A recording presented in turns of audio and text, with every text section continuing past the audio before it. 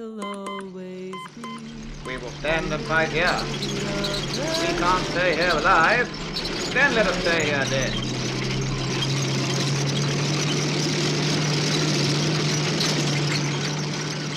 Welcome to Desert Dispatches. I'm Crispin Thomas, the stand-up historian. I'm here with my broadcasting colleague, Richard Pinches, aka the Lone Rat. Now, we're very excited because, as you can see, we're fully kitted up in desert gear. I'm in Desert Africa Corps gear with my M40 cap, Richard here in his helmet, and we're ready to go. We're going to be talking about kit, and most excitingly, later on in this broadcast, guns.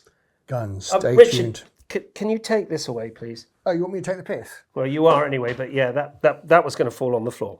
Anyway, let's move on. So I'm in my Africa Corps soldier stuff. I've got my M40 field cap. Now, I probably far prefer, Richard, to be wearing this instead of my Steyhelm, which is much heavier and much less wieldy. But if I was in a slit trench, the British were shelling me with a 6-pounder, I'd probably prefer to have this on my head, don't you think?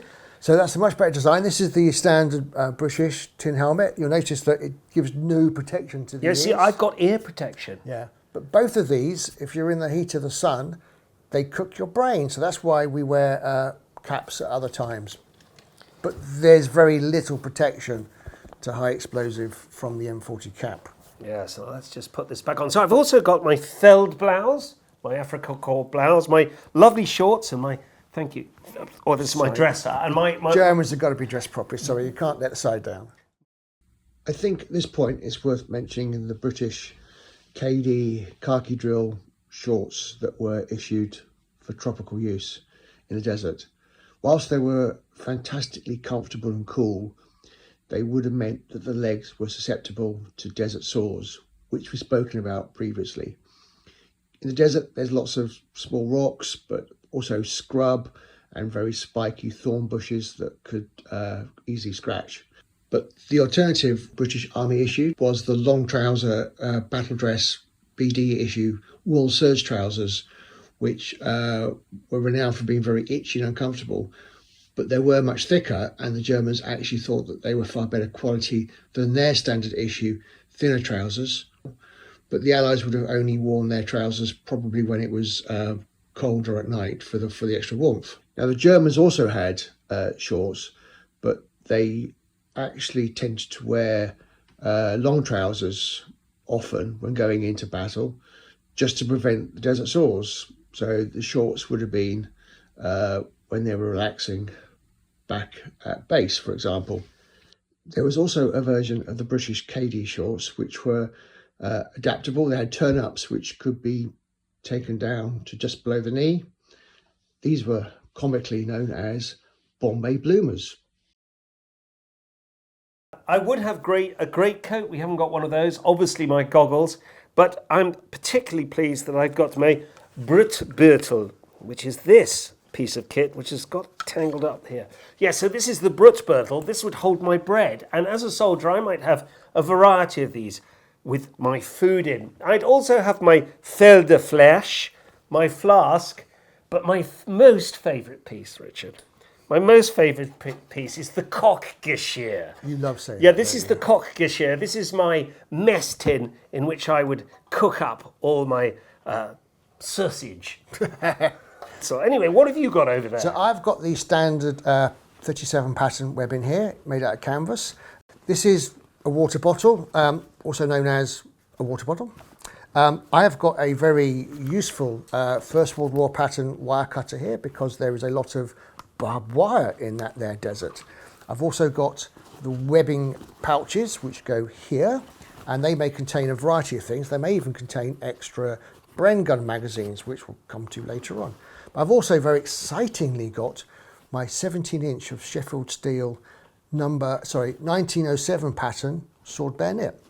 This goes on the end of my rifle. And they don't like it up them. Evidently they don't like it up them, especially 17 inches. No, absolutely. So that's my webbing. Now, while you're talking about your gun pouches, I might, if I was carrying an MP40, and we're very excitingly going to come onto the weapons in a minute, I've got my pouches for my ammunition as well. And I might be carrying a drum of 50 rounds for my MG42 gunner as well. All very exciting stuff. Just before we move on to the weapons, Richard, we've got something quite special here. We've got your father's hat from the desert, haven't we? So this is actually a replica of my father's hat, but if you can see here, typical of a soldier of the period, he would take a picture of his sweetheart. This is a picture of my mother, Helen. They were sort of sweethearts before the war. She was helping the war effort herself because she was actually working in a munitions factory back in her hometown, making armoured piercing shells, which you might imagine could have been used in the desert to help my father's conflict. So, Richard, we've got the rifles here. I've got the German carbine, the KAR-98. What have you got? I've got the classic Lee Enfield SMLE #1 Mark III Star 303. And, of course, this is a far better rifle, it being German engineering. Well, there's an argument there. Right. So this is a short magazine Lee Enfield, and it's short not because of the small magazine. It's actually a 10-round magazine, unlike your 5 over there. Oh, I feel so inferior. This is actually a short. It's called short because it's a shorter rifle than the previous model. It will. It's got the Lee bolt, which is iconic because it allows you to do this.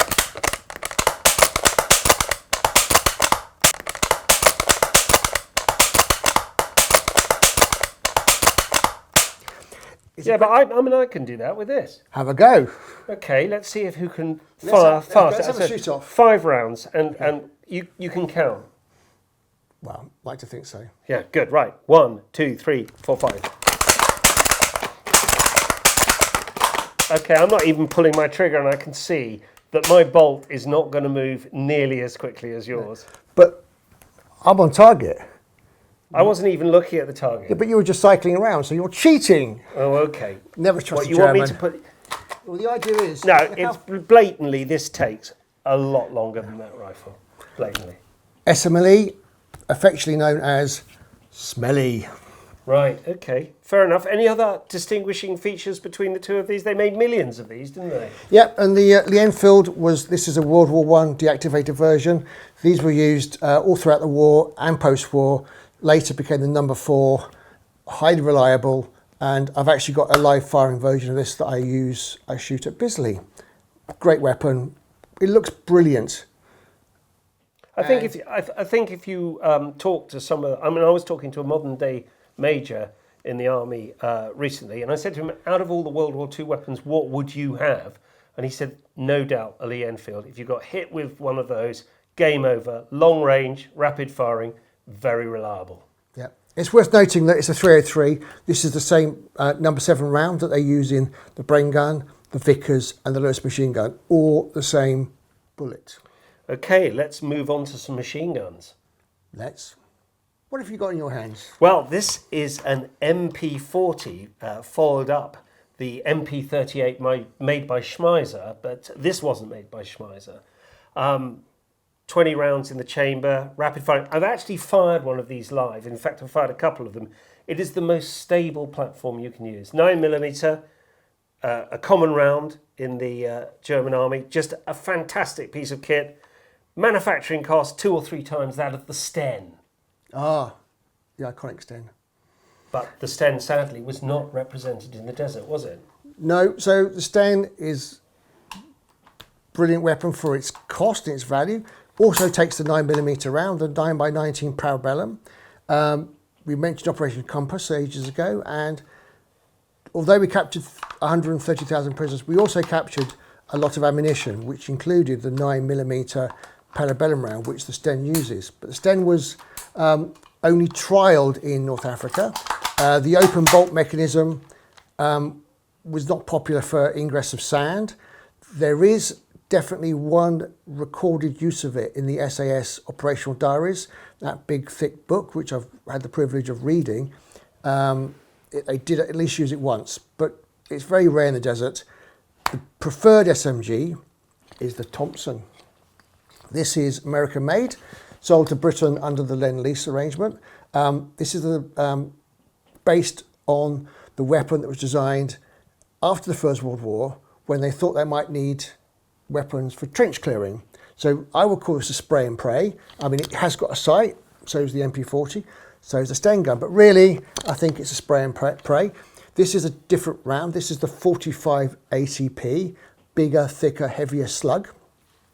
It comes in a 20 round, a 30 round, or the 50 iconic round mag, which is basically what the gangsters in Chicago in the 1920s would have called a Chicago typewriter. But that 20 round mag, literally, if you held your finger on the trigger, it would last 2 seconds. Yeah, but you're not taught to fire that way. You're taught to just do little squirts. Right. And so how many little squirts could you have? It all depends on how many squirts you want to have. Excellent. So, I mean, one of the cooler things I've got on my German weapon here is I can press it down and I can make it much smaller. So if I'm in a little tank, like Gruber from LOLO, I can stow this away. Okay, you've got one up in me in that one. I can't do that one with this one. But if this feels really good in your hands.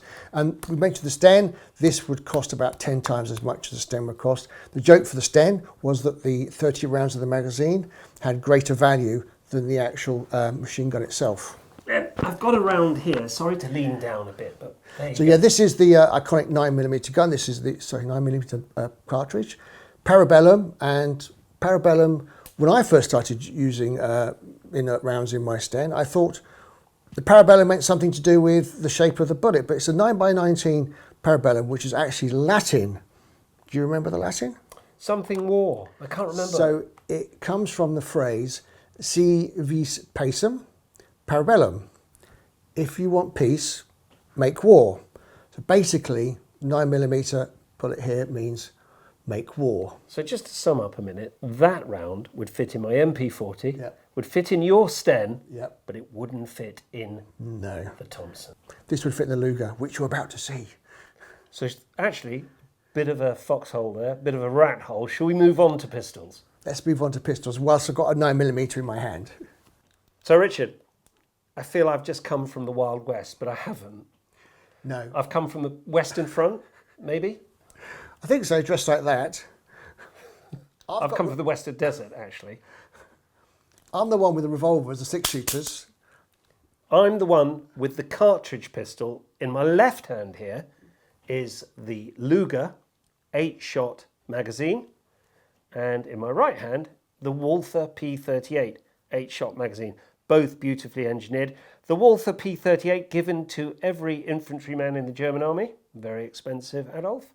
And the Luger given to officers, or if I wanted to, I could buy one. Yeah, and also they're very coveted by soldiers throughout the World War II to try and capture a Luger as a memento. Again, that's the 9mm round for your Luger. And Stick that up your spout and do something with it. well, I don't know whether I can stick it up my spout. I'm not sure how this comes. This is an original Luger, but I think in the deactivation process, it has been... I don't think I can take the cartridge out, I'm afraid. No, magazine. So there we are. Interesting about deactivation, we've got the UK deactivation, haven't we?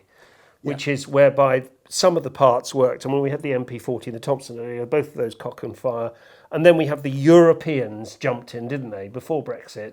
And they made us weld up all our lovely weapons. So there's a bit of an explanation. Obviously, in the collector's market, if you've got a product which cocks and fires, rather like this P38 does, then it's more valuable than something that's been welded up. Yeah, unfortunately, UK deactivation does make them a bit of just a lump of metal. You can't dry fire, you can't cock it, you can't strip it. So I've got in my hand a Webley 45. This is a Mark 6. This is a Webley 38. This is actually a police issue stub nose because it's got smaller nose for putting inside a pocket. Very sturdy. These are both over 100 years old. They look and feel as though they were machined only yesterday. Great bit of engineering. And allegedly you can... Oh, these were officers issue only. The old British Army grunt doesn't get to get a pistol. He gets his Lee Enfield. These are officers issue only. And now, a quick word about our sponsor, Western Desert Battlefield Tours. If you'd like to witness where these weapons were used, walk the ground of heroes, and really experience the heat, the dust, and the grime of the desert, why not book one of our tours at westerndesert.co.uk? Visit the site, book your tour, and have an experience that you will never forget. Join me, Richard Pinches, on an unforgettable battlefield experience. Come and walk in the desert and see for yourself the tough terrain fought over all those years ago. From the rugged hills in Tunisia to the open desert plains, I can take you to the famous battle sites for you to experience firsthand. Walk in the footsteps of Alexander the Great. Dive into Cleopatra's pool and have an ice cold in Alexandria. Go to westerndesert.co.uk and send an email for more details.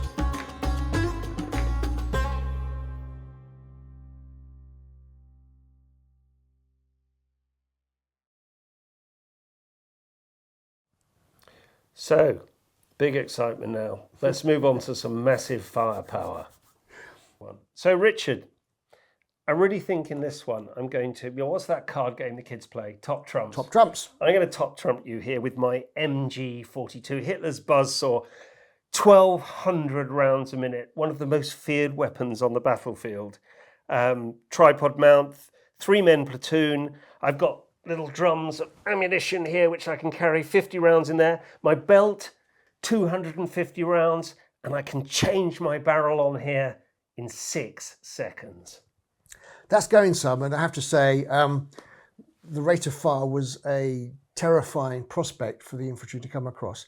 This Bren gun only has a fire rate of 500 rounds a minute, and it only has a rather puny 30-round magazine, although some did have a round magazine. But the infantry pouches you saw earlier, this is what your rest of your platoon might be carrying. You are carrying the spare ammo. 500 rounds, known to be very accurate. Even if you wanted to get a little spread, you were told to give your Bren a little wiggle to get a better spread. Much loved though by the British infantry because it's so reliable.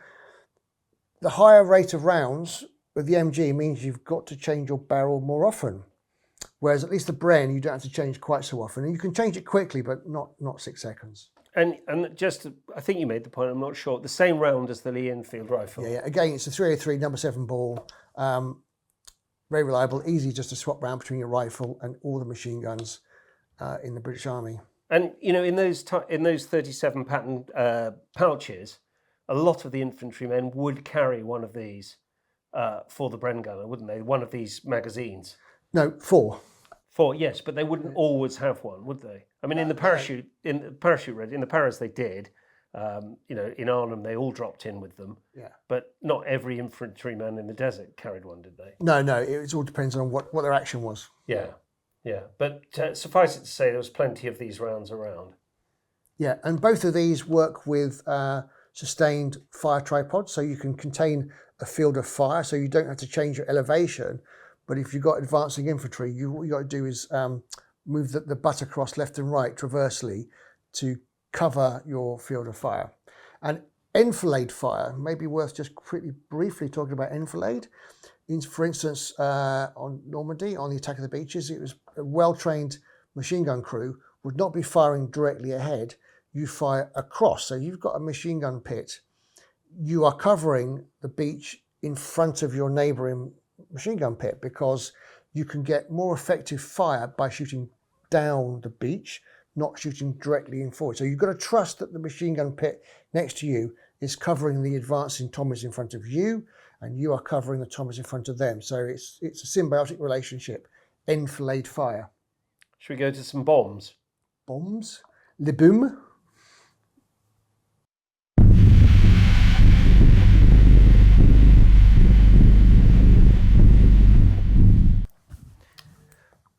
So Richard, I'm going to mash some potatoes. And I'm going to have some pineapple chunks. That's known as the Mills bomb, isn't it? Number 36 Mills bomb, your classic hand grenade. And this is the German version, slightly different than Richard's. Richard's is a frag grenade. Those of you who play Call of Duty will be well impressed by that. So when it explodes, it blows a nasty selection of shards of metal, ripping apart its receiver, whereas this is a percussion grenade. And once I've unwound the end here and taken out the cap, I've got 10 seconds to throw it, and it blows up, giving a wave of destruction and hopefully killing anything in its path. Yeah, so that uses percussive force to blow somebody's brains out if it's close to it. The 10-second delay means that, and you do see this happen in films, sometimes a stick grenade can actually be thrown back to the enemy. Mills bomb, number 36 Mills bomb, has got a 4-second delay. You're not going to get a chance to throw that back.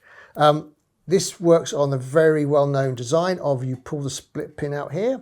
As long as you keep your thumb on the lever, which is known as the spoon, it's perfectly safe. Once you let go of the spoon, which is under sprung release, let go, it flies off, and the primary percussion is struck in the center of the grenade, which starts the 4-second timer. It fragments not into the chocolate bar shapes here, it actually fragments into thousands of pieces. But the relevant point here is that its explosive radius is typically further than you can throw it. So it's great to throw into a room or into a trench, or if you're in the open field, you've got to hide behind a wall or behind a vehicle. Otherwise, you're going to get caught by your own shrapnel. I wonder if we had room and we stood side by side, whether I could... I mean, obviously, these are two different throwing techniques. I'd throw this like this. So that uses a fulcrum method where you use a little bit of physics to get a bit more of a flick to it. Yeah. This you bowl more like a cricket And so ball. which one do you think could be thrown further? There's a big argument about this, and they do say you can throw the stick grenade further. I've actually tried this with my son at a reenactment, and we could only throw them equal distances. Well, that's absolutely fantastic, Richard. I mean, it's great that we've had all these weapons here in the studio and to be able to show them to everybody. Absolutely fantastic episode, which I've enjoyed.